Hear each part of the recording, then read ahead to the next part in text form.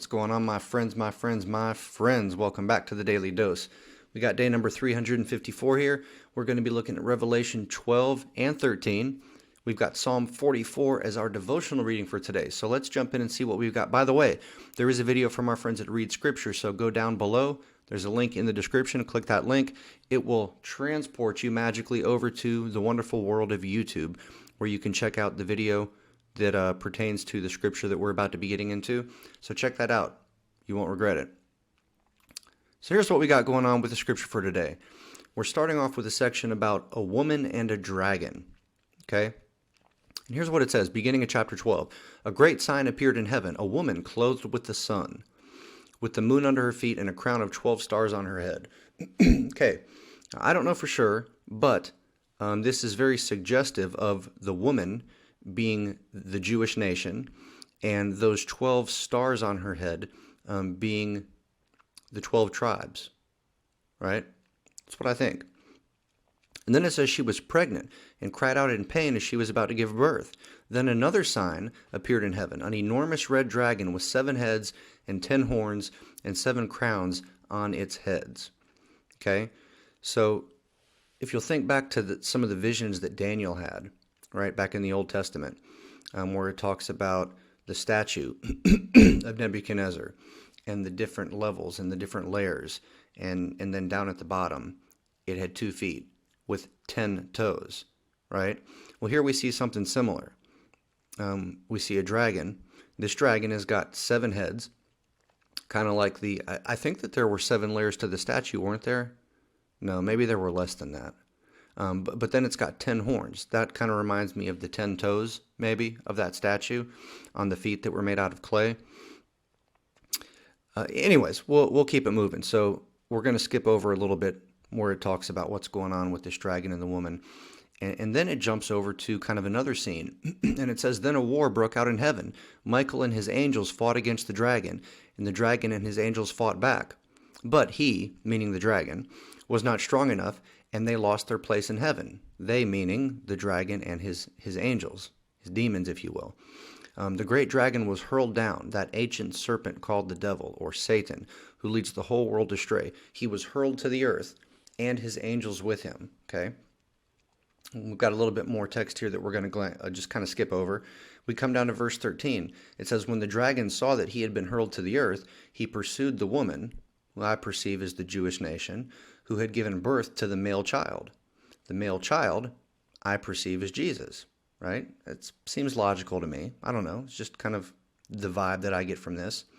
And then we read on a little bit further. We get to chapter 13. Okay?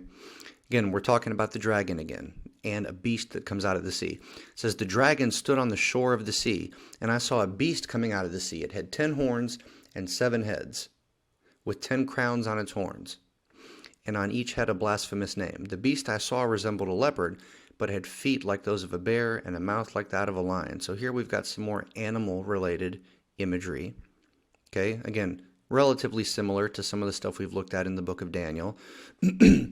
Seeing beasts and statues and different elements and layers and levels.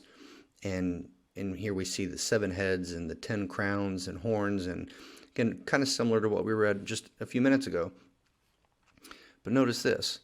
It says that this beast coming out of the sea, it says this beast was given a mouth to utter proud words and blasphemies and to exercise its authority for 42 months. How long is 42 months? 42 months is 3.5 years. Okay, so again, people generally tend to think that the tribulation is a 7-year period, and that it's divided up into 2 equal periods of 3.5 years. The first 3.5 years is the tribulation, where everything is going relatively smooth, and this Antichrist figure appears, and it appears that he's making a treaty with Israel. It appears that he's bringing peace to the world and doing all this great stuff. And then once we get to that halfway point, after the first 3.5 years, then things take a turn, and everything starts going from bad to worse. Okay? It gets crunk up in that piece, if you know what I mean. So here we see, around that 3.5 year mark, we see this beast coming up out of the water. And we read about a false prophet, right? We read about a false prophet, and this beast appears to be the Antichrist or the dragon's right-hand man, for lack of a better term, right?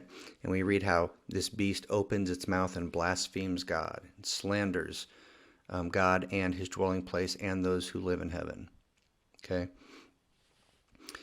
And now, see, I'm not sure. I think that first beast very well could be the Antichrist that everyone's talking about. Because here we read in just a minute that John sees a second beast.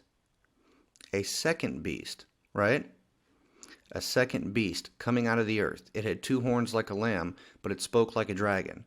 Okay, so its outer appearance was kind of like a lamb, right? It seemed all gentle and naive and everything's good on the outside, right? But it spoke from the inside, right?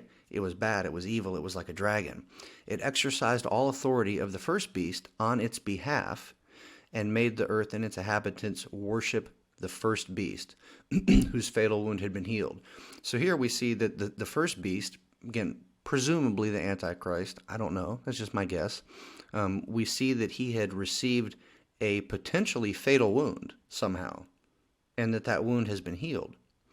Okay, so then we see the second beast, presumably again the Antichrist's right-hand man. We see that this second beast performed great signs, even causing fire to come down from heaven to the earth in full view of the people.